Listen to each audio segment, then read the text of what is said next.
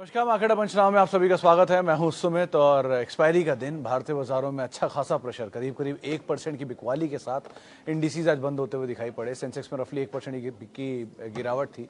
Realty, PSU, infra, banking सब में ही pressure था आज और हेवी सेल ऑफ जो था आपको ब्रॉडर मार्केट्स में दिखाई पड़ेगा।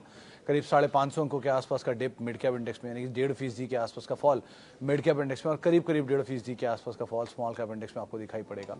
और सेकेंड हाफ में जो प्रेशर है और प्रिवेल हुआ, डिस्पाइट वो थोड़े एडजस्टमेंट्स थे, लेकिन उसके बावजूद भी इंडिसेस में अच्छी खासी बिकवाली आज देखने को मिली। एफएमसीजी इंडेक्स करीब 1000 अंक यानी कि 2% का डिप वहाँ पर, specially Asian paint, Berger paint जैसे नाम जो कि आज दबाव के साथ बंद होते हुए दिखाई पड़े। पीएसयू में बाइंग थी तो कोल इंडिया, बीएचईएल, पावर ग्रिड यहाँ पर थोड़ी बहुत खरीदारी थी, लेकिन अदरवाइज मार्केट में एक हेवी सेल ऑफ बनता हुआ दिखाई पड़ रहा था। और ब्रॉडर बेस्ड मार्केट्स में शुरुआत से ही प्रेशर था, वो सेकंड हाफ तक आते आते और एक्सटेंड हुआ और दिन के निचले स्तरों पे कहीं जाके इंडिसेस बंद होते हुए दिखाई पड़े।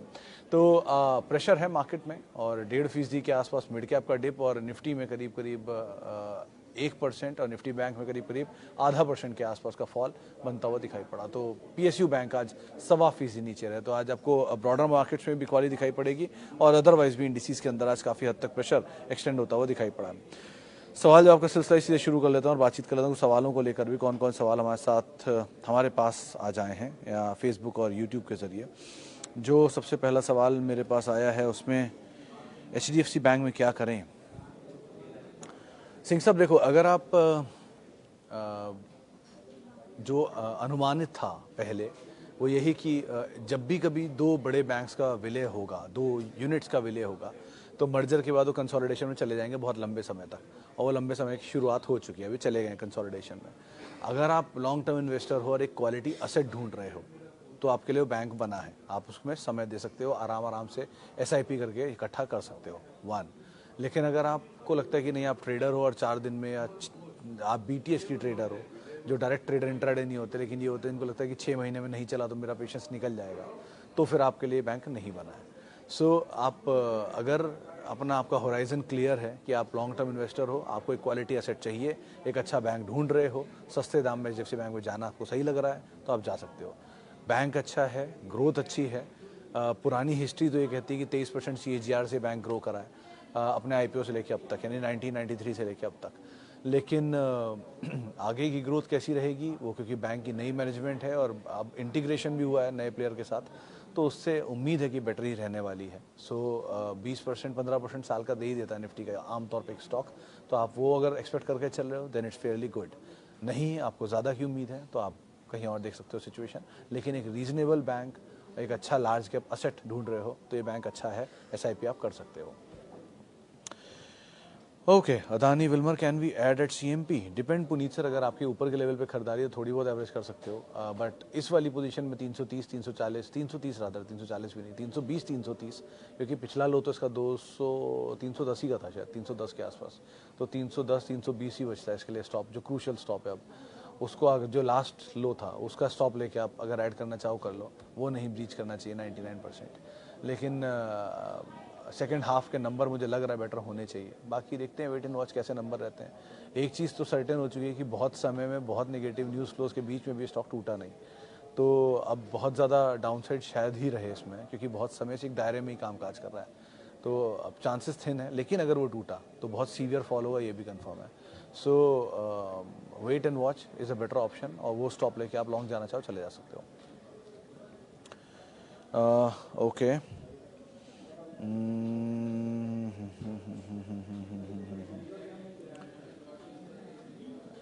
एशियन पेंट में क्या करें एंड एबीबी में क्या करें?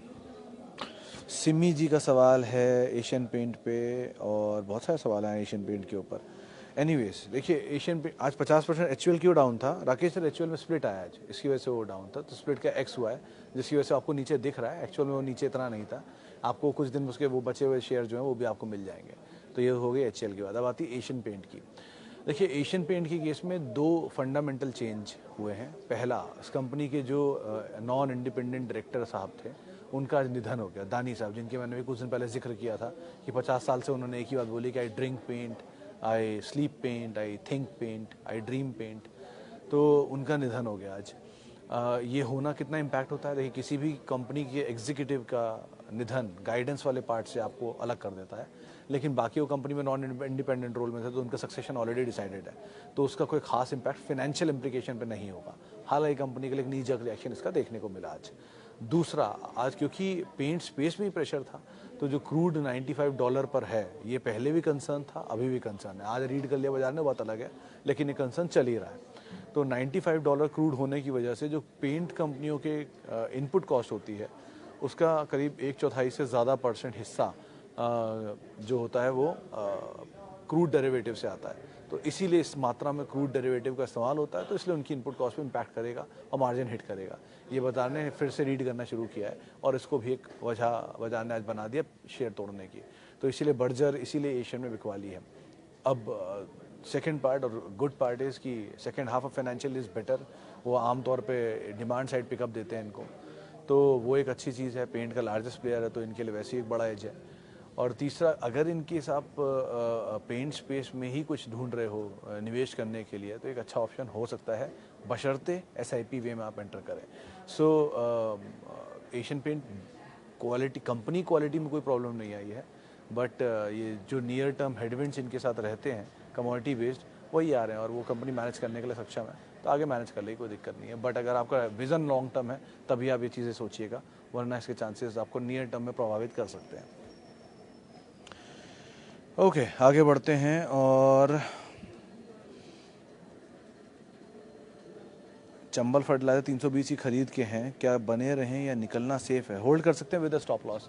सर ये सब स्टॉक मोमेंटम के लिए होते हैं। आप क्लीन ये चीज़ समझ लो कि बहुत सारे स्टॉक ऐसे हैं, स्पेशली PSUs में, जहां मूव मिल भी रहा है, वहां पे आम तौर पे इतनी तेज़ी आती नहीं है, लेकिन अभी तेज़ी मिली है तो ये पता नहीं कहाँ तक जाएगी और कहाँ ये ट्रैप करेगी।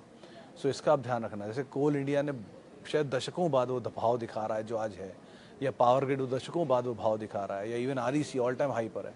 आम मतलब हिस्ट्री में REC अपने 3 के मल्टीपल पे रहा है। हाईएस्ट कॉस्टलीस्ट उसका मल्टीपल है 6, जो अभी वो चल रहा है। तो आप अंदाज़ा लगा लो कि इस तरह के कॉस्टलीस्ट मल्टीपल पे स्टॉक कामकाज कर रहे हैं, तो कहाँ तक जाएंगे मुझे नहीं पता, लेकिन जहाँ जाएंगे वो उनकी पीक हो जाएंगे कुछ सालों के लिए, क्योंकि इस तरह की तेज़ी आमतौर पे PSUs में नहीं देखने को मिलती, और अब वो तेज़ी आप PSUs में देखोगे। सो अकॉर्डिंगली आप यहाँ कॉल लेना, थोड़ा कॉस्टली साइड पर ये स्टॉक पहुँच चुके हैं, तो आप मोमेंटम को कैरी करो और स्टॉप लॉस के साथ कैरी करो, ज़्यादा बेटर है। ओके, इसके अलावा कुछ सवाल यूट्यूब के भी ले लेता हूँ। हाँ, ये रहे। Share good hospital stocks at CMP to start 10,000 monthly SIP after listening to your commentary, realise that it's good bet against ageing population, insurance premium and consumption. Mayank sir देखो, ये चीज़ मैं बहुत समय से मेंशन कर रहा हूँ कि 3 सेक्टर जो मुझे लगता है चलने चाहिए, उसमें पहला रहता है hospital, pharma is the future, जो मेरी फेवरेट लाइन भी है, pharma is the future, liquor क्योंकि वो कॉम्प्लीमेंट करेगा इस तेज़ी को। जितने दिन तक ये QSR की तेज़ी रहेगी उतने दिन तक लिकर की तेज़ी उसके साथ रहेगी, और साइमल्टेनियसली फार्मा का स्टॉक चलना चाहिए एंड हॉस्पिटल्स ऑफ कोर्स। लेकिन पिक एंड चूज़ करना is very important, valuation is very important and quality is very important. तो largest is obviously Apollo hospital, जो मैंने मल्टीपल टाइम बोला, और बहुत लोग मुझसे ये बात बोलते हैं कि आप हमेशा वही नाम लेते हो, तो वही नाम है तो वही नाम लूँगा ना। बाकी हॉस्पिटल के नामों में अब मैं शैलवी का नाम भी ले सकता हूँ, लेकिन वो अहमदाबाद के 4 हॉस्पिटल, या वे ये जुपिटर का नाम भी ले सकता हूँ, थाने के 3 हॉस्पिटल, या वो कौन सी कंपनी थी उसके भी 2-3 हॉस्पिटल। सो ऐसे सेंट्रिक हॉस्पिटल कंपनियों के नाम लेने का कोई फ़ायदा नहीं है कि वो एक रीजन को डील करते हैं। वहाँ पर एक रीजन के पेशेंट्स ही आएंगे। नेशनल प्लेयर्स को फोकस करने के लिए आपको मैक्स में ही जाना पड़ेगा, फोर्टिस में जाना पड़ेगा, जो मैक्सिमम एरियाज़ कवर करते हैं, या अपोलो में ही जाना पड़ेगा क्योंकि पूरे इंडिया में पैन इंडिया प्रेजेंस है उनकी। सो हॉस्पिटल में लार्जेस्ट इज अपोलो, वो तो रहेगा ही रहेगा। बाकी आप जो best of the best choose कर पा रहे हो, कंसीडरिंग द प्राइसेस, उनको चूज़ करना। मार्जिन्स एंड पर बेड कंपैरिजन आज तो नहीं, अभी तो त्यौहार का टाइम है, लेकिन 1-2 दिन में मैं आपके लिए ज़रूर नेक्स्ट वीक कहीं शीट तैयार कर दूंगा कि सबसे ज़्यादा एवरेज रेवेन्यू पर ऑपरेशनल बेड किसका है, किसकी ऑक्यूपेंसी है, उसको आधार मान के आप एंटर कर सकते हो। बट ये आइडिया सही है आपका कि आप हॉस्पिटल में जा सकते हो, फार्मा के लार्जेस्ट प्लेयर्स में जाना, DVS is one of them, और इंश्योरेंस भी जा सकते हो, क्योंकि तीसरी चीज़ हेल्थ इंश्योरेंस आज आपके लिए ज़रूरी है या नहीं है, या है अफोर्डेबल है या नहीं है, लेकिन राइजिंग फार्मा कॉस्ट को केटर करने के लिए आपको हेल्थ इंश्योरेंस लेना ही पड़ेगा। और जिस तरह से HDFC लाइफ, जिसका मैं मल्टीपल टाइम जिक्र पहले भी कर चुका हूँ, ने अपने मार्केट शेयर को कमांड किया और गेन किया LIC के सामने। लगता है कि ये अभी भी ये डोमिनेट करेगा। सो आप उसको देख सकते हो इन केस अगर आप जाना चाहो तो SBI life, ICICI prudential even. Okay आगे बढ़ते हैं। और can I add tech Mahindra at CMP पे इस तरह टेक महिंद्रा ऐड किया जा सकता है। और यूफ्लेक्स के केस में इसके प्रमोटर को लेकर सर इशू रहा है। तो अगर आपको मतलब कंपनी नंबर को तो ठीक है, वो तो अपनी जगह अच्छे होंगे ही, लेकिन फिर भी अगर प्रमोटर को आप क्रेडिबिलिटी चेक कर लेना, उसके बाद एंटर करना ज़्यादा बेटर रहेगा।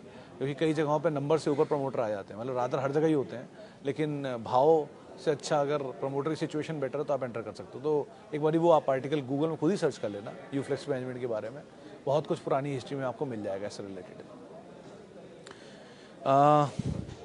क्लीन साइंस के लिए मैम अर्चना जी अभी तो थोड़ा आपको टाइम देना पड़ेगा, कि वही बात है कि ये बहुत पुराने IPOs में नहीं आता है, तो इनकी हिस्ट्री चार्ट वाइज तो मैं ट्रैक नहीं करता हूँ मार्केट में, लेकिन फंडामेंटल वाइज भी एटलीस्ट कुछ क्वार्टर तो देखने ही पड़ेंगे। क्वार्टर आपको सही लग रहे हैं, स्टेबलाइज हो गया स्टॉक, तो आप एंटर कर जाओ। लेकिन किसी भी नए IPO को ट्रैक करना बहुत मुश्किल है मैम, क्योंकि उनमें बहुत कुछ पहले 6 महीने तो उनके पास ऑलरेडी पैसा पड़ा होता है IPO से उठाया हुआ, तो उनकी बुक वैसी अच्छी दिखती हैं, और उससे पहले 6 महीने में वो वैसे ही साफ करके लाते हैं उसे। तो आप कैसे क्लीन कर लोगे कोई भी कंपनी को, कैसे एसर्टेन कर लोगे कि हाँ इस कंपनी के नंबर पिछले 1.5-2 साल में जो दिख रहे हैं वही हैं। तो उसके लिए कुछ समय लगता है। अब वो समय दे दें, वो समय में सिचुएशन क्लियर हो जाए तो आप एंटर कर जाओ, बात अलग है। लेकिन अभी के लिए it's too early to see anything, despite उस कंपनी को लिस्ट हुए हुए इतना समय हो गया। लेकिन थोड़ा थोड़ा स्टेबल होने लग जाएगा तो आपको खुद ही अंदाज़ा लग जाएगा कैसे इसमें एंटर करना है।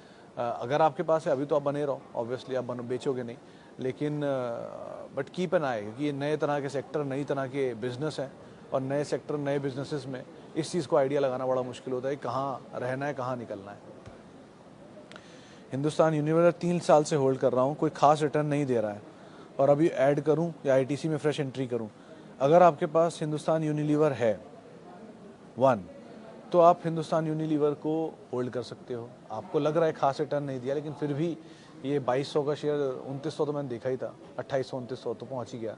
तो स्लोली एंड स्टेडली चलने वाला शेयर है, कोई ऐसी बहुत बड़े बम्बास्टिक रिटर्न की उम्मीद मत लगाना आप TTML टाइप इससे, क्योंकि ये स्टेडी स्टॉक है, ये आपके पोर्टफोलियो में टूटेंगे भी नहीं और बढ़ेंगे भी नहीं, धीरे धीरे चलेंगे। और अगर आपके ITC नहीं है तो आप ITC ऐड कर सकते हो। FMCG का दूसरा प्लेयर, वो FMCG का नहीं है, सिगरेट का बड़ा प्लेयर है, लेकिन FMCG का भी बिजनेस है, होटल भी है, डीमर्जर भी आई जाए गोइंग फॉरवर्ड। तो अगर आप दूसरा नाम ढूंढ रहे हो तो FMCG में अच्छा नाम हो सकता है, एक टाटा कंज्यूमर और अच्छा नाम हो सकता है FMCG में अगर आप जाना चाहते हो तो। बट इस चीज़ के लिए हमेशा असर्टेन रहना कि कोई भी FMCG स्टॉक बहुत बम्बास्टिक रिटर्न ऐसे नहीं देता। वो तभी देता है जब बहुत सालों तक अंडर परफॉर्म करे, सडनली वो चलेगा और एवरेज रिटर्न उतना ही कर देगा जितना होता है आमतौर पे। तो HUL फेमस है वैसे भी इस काम के लिए। ये 10 साल नहीं चला, फिर एक साथ 3 गुना हो गया, तो एवरेज वही आ गया 20%। सो मतलब 20% या वॉट एवर, क्योंकि लोग बोलते हैं कि आप कैलकुलेशन गलत करते हो, तो मोटा मोटा इतना ही आ गया। सो ऑन एन एवरेज कोई शेयर एक दिन में, एक साल में 3 साल का रिटर्न देता है, कोई 3 साल में 1 साल का रिटर्न देता है। सो वैसी सिचुएशन चलती है, लेकिन इसके एवरेज ठीक ही आएंगे, वही 15-20-25% रिटर्न जो भी देना है देते रहेंगे। Quality wise ITC, HUL, Tata consumer, तीनों में कोई इशू नहीं है, आराम से आप एंटर कर सकते हो। CSC में प्रॉफिट है 15%, क्या करूं? सो फार तो किशोर जी आप होल्ड करो और ट्रेल करो, क्योंकि मुझे लग रहा है कि गोयनका ग्रुप में कुछ बड़ी एक्टिविटी हो रही है। धीरे धीरे यहाँ चीज़ें बहुत बदल रही हैं, इनके CEOs बदले हैं, एग्जीक्यूटिव्स बदले हैं, कार्यशैली बदली है। तो बहुत सालों बाद यहाँ पे कुछ सिचुएशन में बदलाव आया है। Spencer, Zensar, FSL, even CSC।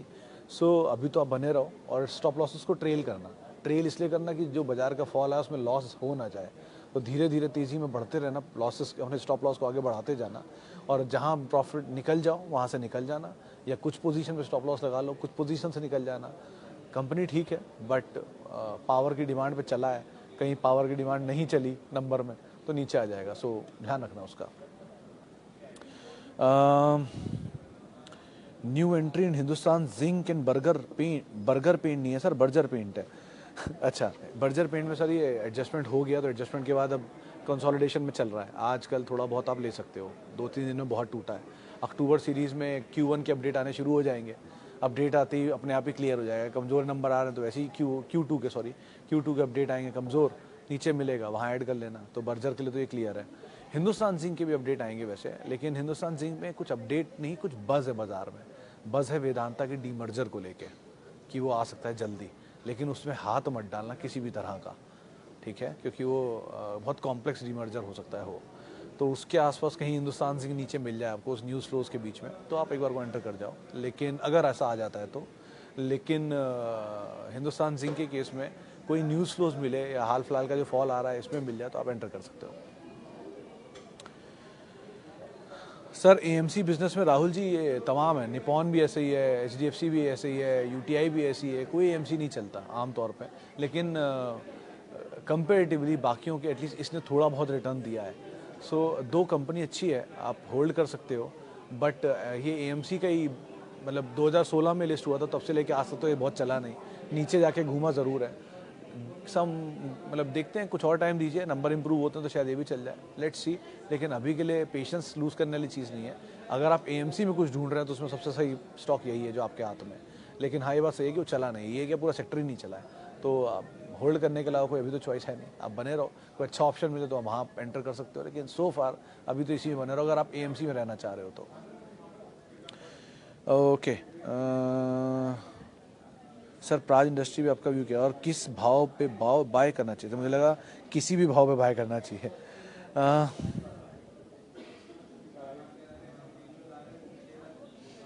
देखिए, प्राज इंडस्ट्री दो कंपनी अच्छी है। मतलब आमतौर पे इथेनॉल के लिए खाली इसका नाम यूज़ होता है, ये इथेनॉल में ही खाली कामकाज नहीं करती है, ये इंजीनियरिंग के और भी टर्न की प्रोजेक्ट्स के लिए कंपनी कामकाज करती है। यानी कई प्रोजेक्ट्स के ऑर्डर इनको मिलते हैं जिसको एग्जीक्यूट करके उनको वापस करते हैं। तो कंपनी ठीक है, और मेजर इनका शुगर और इथेनॉल से बिजनेस आता है, बट टेक्सटाइल का भी काम इन्होंने कुछ कुछ किया हुआ है। सो इस तरह की कंपनी में एक ISJEC भी अच्छी कंपनी है, जिसको सरस्वती शुगर के नाम से पहले जानते थे। ISJEC, ISGEC नाम उसका। लेकिन अब बहुत लॉन्ग टर्म के लिए मत जाना, बहुत लॉन्ग टर्म में जाने से पहले तो उसको आप हर क्वार्टर बाय क्वार्टर इसके नंबर रिव्यू करते रहना, क्योंकि शुगर डोमिनेंट है और शुगर साइक्लिकल है, तो शुगर साइक्लिकल का रेवेन्यू इनके साइक्लिकल रेवेन्यू पर डिपेंड करेगा। सो इसीलिए आप कॉल लेना, बट ये रिसेंटली इसने बहुत बड़ी तेज़ी को ऐसी दिखाई नहीं है, बहुत कोई बड़ा आउट परफॉर्म भी नहीं किया है over a period of time, इसीलिए एक बार को थोड़ा सा स्केप्टिकल हूँ मैं। दो कंपनी क्वालिटी अच्छी है और मैनेजमेंट भी ठीक है, बट बिजनेस थोड़ा अलग तरह का है इसका। सर, स्टॉक एडवाइस सिर्फ आपकी पसंद है? थैंक यू सिंह साहब, कभी कभी गलतियाँ भी होती हैं, उसके लिए माफ़ी दे दीजिएगा। और ग्लोबल स्पिरिट 852 पर है, क्या और नीचे जाएगा स्टॉक? चांसेस तो थिनली लो हैं, बट अगर आप ले सकते हो तो ले लो, क्योंकि second half of financial year इनके लिए थोड़ा बेटर होना चाहिए। कल वो खबर भी आई थी, सोम ने बोला अपनी कैपेसिटी को 10 टाइम बढ़ाएंगे रेवेन्यू। 10 टाइम रेवेन्यू अगर वो बढ़ाएंगे तो बाकी लोग प्लेयर भी तो बढ़ाएंगे, ऐसा तो है नहीं सिर्फ उन्हीं का ही लिकर बिकेगा। सो आई थिंक आप बने रह सकते हो। वो बात अलग, बहुत बड़ी तेज़ी के बाद ही नीचे आया है, तो है तो वैसे ये पंटर स्टॉक टाइप सी, बट ब्रोकरेज हाउसेज इनक्रेड ने इस पर रिव्यू दिया हुआ है अपना 1500 रुपये का टारगेट, 1700 का टारगेट। तो अगर आपके पास है, बने रहो। स्टॉप लॉसेस क्लोज रखना हो 700 750 रुपये जो था, वहाँ स्टॉप लॉस लेके अपनी पोजीशन में आप बने रहना। चलिए, फिलहाल इतने ही सवालों को शामिल करूंगा। माफ़ी उन सभी लोगों से जिनसे बातचीत नहीं हो पाई, और बहुत बहुत शुक्रिया उन सभी लोगों का जिन्होंने सवाल पूछे। आपसे मुलाकात होगी अब कल शुक्रवार को, हफ्ते के आखिरी कारोबारी सत्र में, और आप मेरे साथ जुड़ सकते हैं। @सुमित रिसर्च मेरा ट्विटर हैंडल है। किसी भी निवेश से पहले अपने वित्तीय सलाहकार की राय आप ज़रूर ले लें, और आप मेरे साथ जुड़ सकते हैं @सुमित रिसर्च CNBC आवाज़ के यूट्यूब और फेसबुक पेज पे। आप रोज़ सवाल पूछ के 3:30 बजे मेरे साथ मौजूद भी रह सकते हैं। नमस्कार।